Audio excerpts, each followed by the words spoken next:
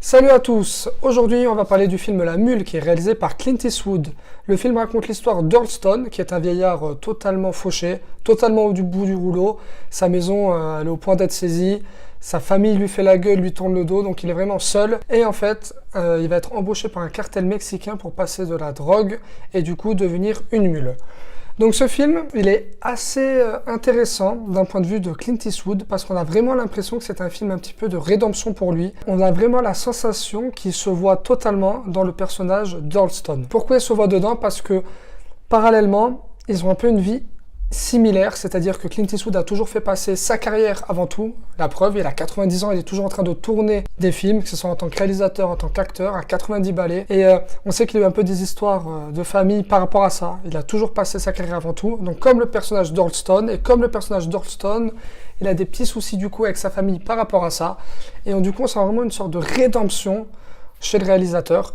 Et ça donne vraiment quelque chose de très intéressant et même de très touchant à la fois parce que Clint Eastwood, il a quand même 90 balais. Et ce film, il a un petit peu un goût de dernière fois. Il a un petit goût comme ça, de nostalgie, un petit peu dur en tant que personne qui aime le cinéma. Et moi, personnellement, j'adore Clint Eastwood. Et du coup, ça a donné un petit goût amer dans ma bouche en me disant, ouais, Clint Eastwood, il n'est pas immortel. Et d'ailleurs, il abuse beaucoup de gros plans sur des fleurs qui donnent un petit peu ce rappel de vie après la mort, la fleur, voilà, ça repousse, ça passe de la terre à l'être vivant, enfin bref.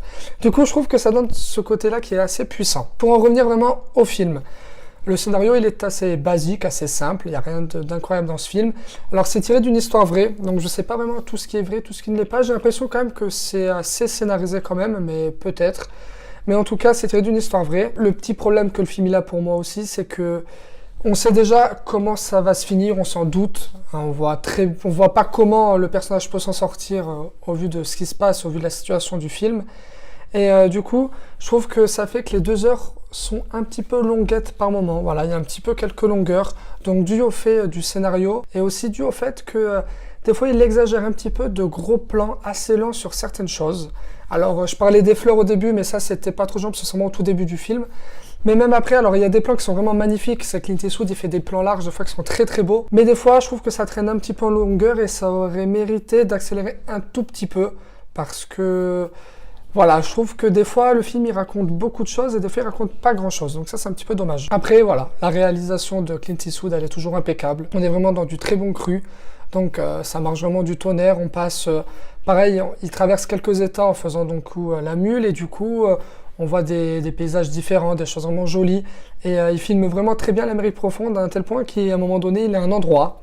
Il mange, comme il cite, il dit c'est le meilleur sandwich au porc effiloché qu'il ait mangé, quelque chose comme ça.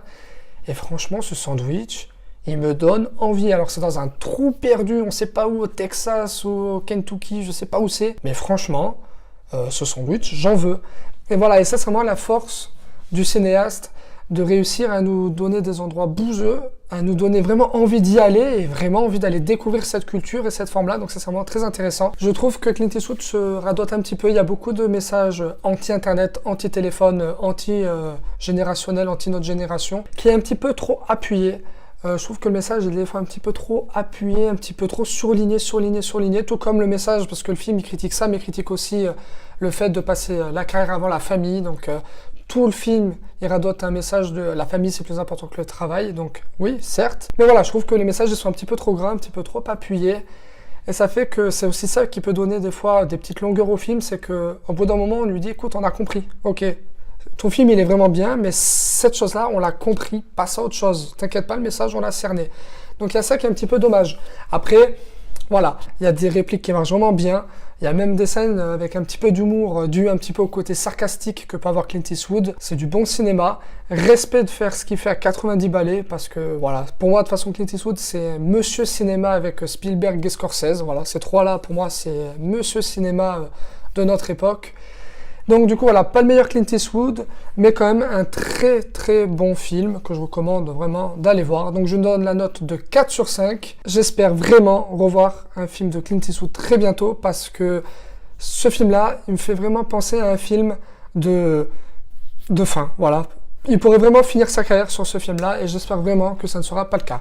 Voilà, merci à tous d'avoir regardé cette vidéo. Comme d'habitude, n'hésitez pas à commenter, liker, partager et vous abonner. Et moi sur ce, je vous dis hasta la vista baby.